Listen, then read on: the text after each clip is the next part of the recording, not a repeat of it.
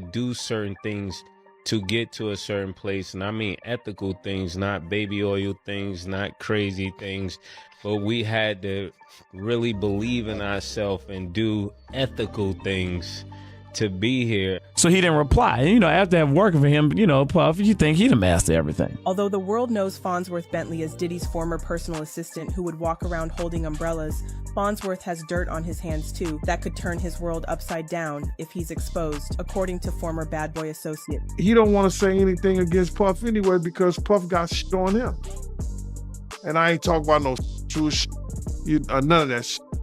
The nigga was stealing, bro. Yo, bro. The niggas I don't want to put that on sticky fingers. That nigga right there, bro. Don't lay nothing down around him. All right, let's get into it. Because there's some serious tea brewing about Diddy's old right-hand man, the ever-dapper Farnsworth Bentley. Yeah, the same guy known for holding umbrellas like a boss. But now, folks are saying that umbrella might have been covering up way more than just rain. Ever since Diddy's scandal went off like a bomb, Farnsworth has gone ghost. But let's not act like he was just a background extra. People been whispering for years that he had a real inside role. Like, way inside. And now with Cassie's court files dropping bombs and shady remarks from insiders like Diddy's ex-bodyguard Gene Deal, all those whispers are turning into loud accusations. And just when you think it couldn't get any wilder, bam! Mase and Cameron jump in on their podcast and throw even more heat, hinting that Farnsworth might have been way more than just a stylish assistant. They didn't spill everything, but the way they were talking, let's just say, it raised a whole lot of eyebrows. So what was really going on between Diddy and Farnsworth Bentley? Was he just a smooth-talking helper with a sharp suit? Or was he knee-deep in whatever wild stuff was going down behind those mansion doors? Because right now, fans are starting to think Farnsworth was part of something way darker. I watched this man disrespect you every chance he got, talk to you like his bitch. I think Farnsworth was his little girlfriend at one time, because you have to see how they was conducting themselves. For years, industry folks been dropping little breadcrumbs, suggesting Farnsworth was doing way more than just holding an umbrella. And now, people are finally starting to connect the dots. Now here's where things get real shady. Mase and Cameron just added more heat to the fire with some wild talk that sounds funny at first, but hits different once you know the rumors. If you've heard the whispers that Farnsworth Bentley wasn't just Diddy's umbrella man, but maybe more like his private companion, then yeah, what they said definitely makes you do a double take. On their podcast, the two were clowning around about a male adult performer involved in the Diddy case. Dude went by the name Punisher. Sounds like a joke, right? But then Cameron threw out a curveball. He said, what if Farnsworth had a secret name too? Something just as bold as Punisher. And Mase? He didn't even try to deny it. He just looked at the camera and said, you never know, with that slick little smirk. I was watching the P. Diddy trial, and the Punisher came in there yesterday.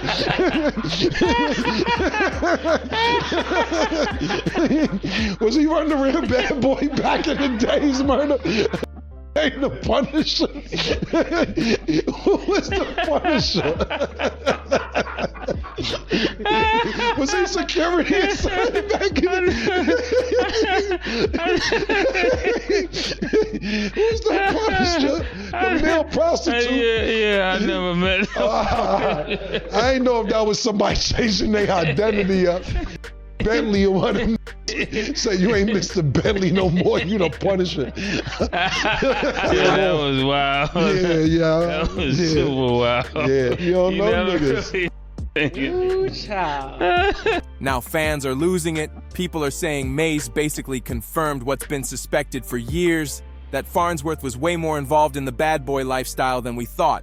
Like, deep in the mix. This could explain why he dipped from the spotlight and has stayed completely silent while Diddy's whole empire crumbles around him. His name ain't Busta Rhymes. Who gave you the nickname?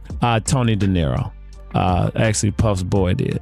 Here's the context that's got everyone looking sideways. Farnsworth didn't just walk into Diddy's life by chance. Back in 2001, when Diddy was still going by Puff Daddy and facing major legal drama over that infamous 1999 nightclub incident, gun charges, bribery, the whole mess, his public image was trashed. Even though he beat the case, the media was all over him. So what did he do? Classic PR reset. New name, P. Diddy and a fresh persona. That's when Farnsworth showed up. Crisp suit, white umbrella, moving like Diddy's royal handler. The press ate it up. But now people are wondering if there was way more going on behind that polished facade. That mysterious, well-dressed man holding the white umbrella? Yeah, that was none other than Farnsworth Bentley. And just like that, he became part of Diddy's major image reboot. But people have always been side-eyeing his role in the whole makeover. That iconic shot of him standing beside Diddy, umbrella in hand, had the internet buzzing. Some thought it was quirky and stylish, but a lot of others felt seriously uncomfortable. People were saying Diddy wasn't just flexing wealth. He was out here parading Farnsworth around like some kind of servant, and it rubbed folks the wrong way. Eventually, Farnsworth himself came forward to clear things up. He popped up on Angela Yee's radio show and finally told his side of the story. Turns out, his real name is Derek Watkins, and the whole Farnsworth Bentley character, that was all created by Diddy's camp. Specifically, one of his associates named Tony De Niro. Farnsworth said he had just moved up from Atlanta to NYC, grinding and looking for a big break. One night, he saw Diddy at a club and shot his shot. At first, Diddy curved him, but they eventually exchanged numbers. After that, Farnsworth wouldn't stop hitting him up, sending messages nonstop, basically begging for a chance. Pager. Next thing you know, I just picked up the pager. You remember the guy that traveled from Howard University to intern with Andre Harrell? I'm that guy in 2001. Please don't make me go back to work on Monday at the restaurant. He replied, come to 1396 3rd Avenue. I literally started that day training as his assistant. The rest is history. And boom, the Umbrella Man was born. But now people are asking, was he really just a loyal assistant with fashion sense? Or was there a deeper reason he was always by Diddy's side? Once he officially joined Diddy's team, things started to get real strange, especially when he showed up on Making the Band, Diddy's hit MTV show. That's when the whole vibe started shifting. Fans began noticing something off in how Diddy treated him on camera. The dynamic got weird fast. Farnsworth went from classy sidekick to someone getting barked at, low-key disrespected and embarrassed on national TV. And here's the sketchiest part. Good luck finding full episodes of Making the Band now. It's like they vanished. Now here's something sketchy. Making the Band basically vanished into thin air. MTV hasn't dropped it on streaming, they don't air reruns, and it's like the whole show got wiped from existence. But a few clips still live online, and in one of them, Diddy is straight up threatening Farnsworth over the phone. Hello? Hey, what up? I went to sleep. When I woke up, the whole house was clean, just like I asked for it to be. But I got a note right here from Babs. She broke out and went to Brooklyn. It's taking you entirely too long to tell the story. This is your problem, man. Good luck to you.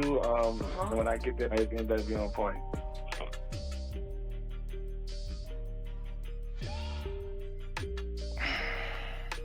No joke, it's wild. People who watched Making the Band back when it first aired haven't forgotten how awkward things got between Diddy and Farnsworth. You could see it plain as day. Diddy barking orders, talking down to him, making him look small on national TV. The vibes were off, and then comes the money drama. Farnsworth told Angela Yee that at first, Diddy wasn't even paying him. Yeah, he tried to smooth it over saying he got paid more once he moved up, but that only raised more questions. Like, what exactly did he do to get that pay bump? Holding an umbrella don't come with raises like that. I was making really good money in the restaurant business. That actually. good though? That's a like $100,000. Yeah, shit. That's pretty good, right? Yeah, that is pretty for New good. York. Yeah. And back then too. It's 98. Like that's a lot of money. Wow, I'd have stayed. Yeah, 90, 100. Like I was doing well. So and Diddy wasn't paying that much. Yeah, no way at all. Not initially, but you get in, you get your hustle, and then you get it in. But so now fans are side-eyeing hard, wondering if Farnsworth had other duties behind the scenes. See, his title never changed, just assistant. But fans are now convinced he played a much bigger role, especially after hearing about those infamous sessions Diddy allegedly hosted. That's when all eyes turned to Cassie's lawsuit, which claimed Diddy had help organizing some real questionable stuff, like coordinating meetings with male adult entertainers and setting up hotel rooms with baby oil and Astroglide. Yeah, that kind of help. And just when you thought it couldn't get messier, Diddy's ex-bodyguard Gene Deal came out swinging, saying Cassie's lawsuit, it was edited down. He claims the real wild stuff got removed from the official docs. And if that's true, then what we know so far might just be the tip of something way darker. In a resurfaced interview, Gene Deal didn't hold back. He said straight up that he knows all of Farnsworth Bentley's business. And the way he said it had people raising eyebrows real high. He wasn't just hinting, he was basically saying, there's dirt on Farnsworth that ain't come out yet. Keep in mind, Farnsworth actually is down here in Atlanta. He's married with like 2 kids. He just lives a quiet life now. But Yeah, he should.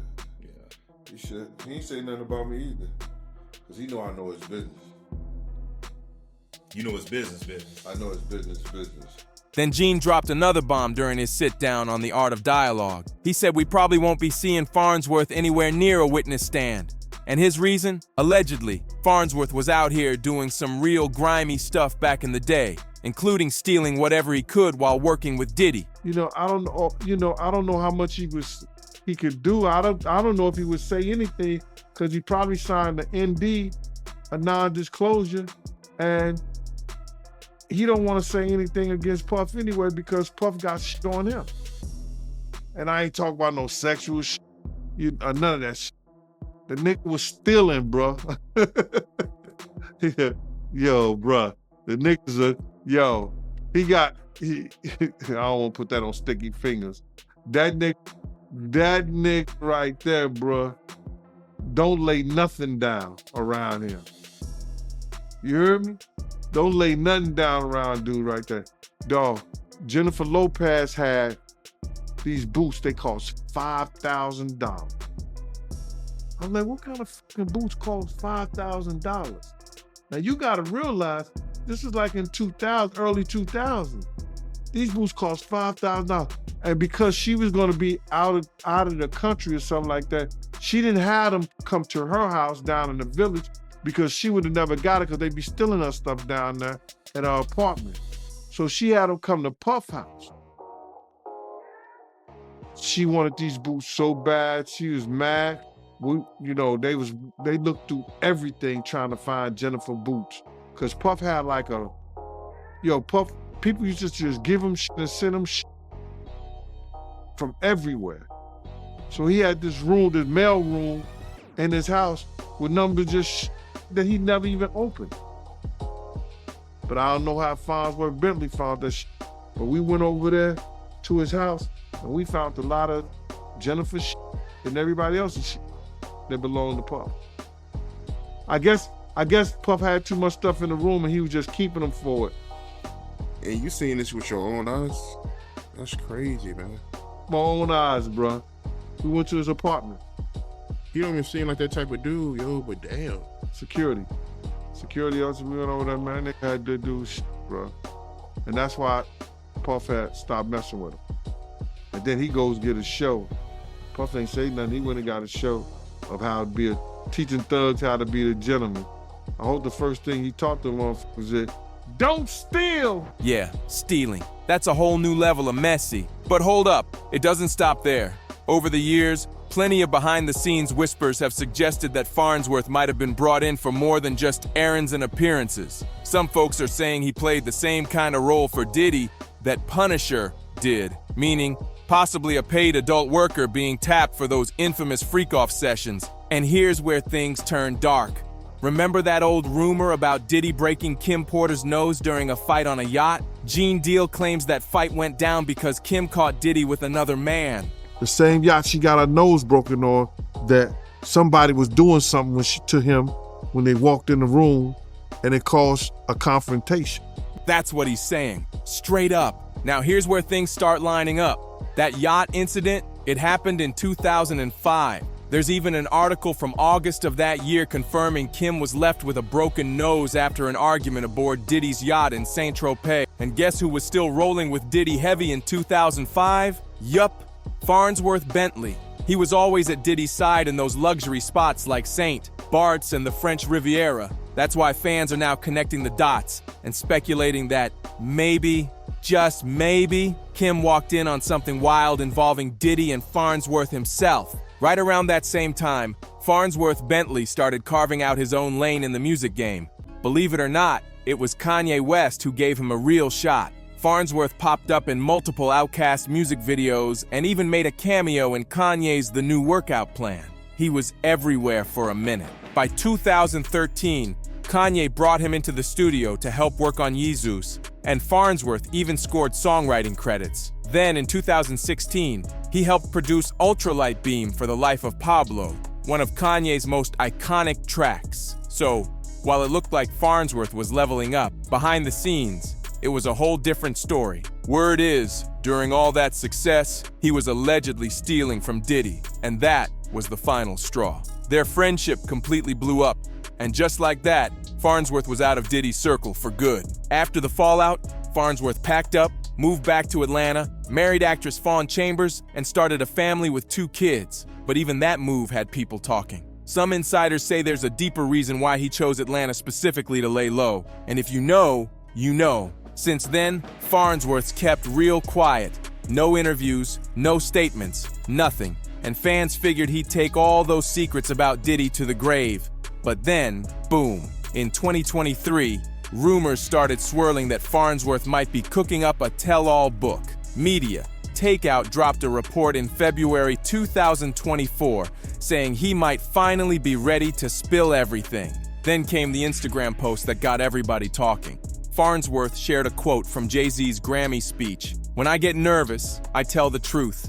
He added in the caption, "Might delete later, but I'm gonna just sit this here." That one post sent the internet spiraling. But here's the wild part. Farnsworth shared that Jay-Z quote before the Diddy situation blew up into a full-blown federal case and way before Homeland Security came crashing in with those raids. And ever since all that chaos, Farnsworth's gone completely silent again. Not a single word about the Diddy case. Nothing. So now the big question is, why is he still keeping his mouth shut? Is it because of that stealing drama Gene Deal exposed?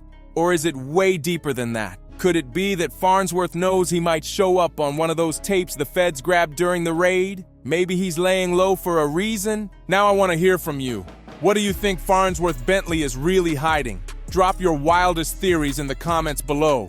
Don't forget to like, subscribe, and share this video if you're here for the real talk. And make sure to tap that bell so you don't miss what's coming next. You know we're keeping the heat coming. See you on the next one.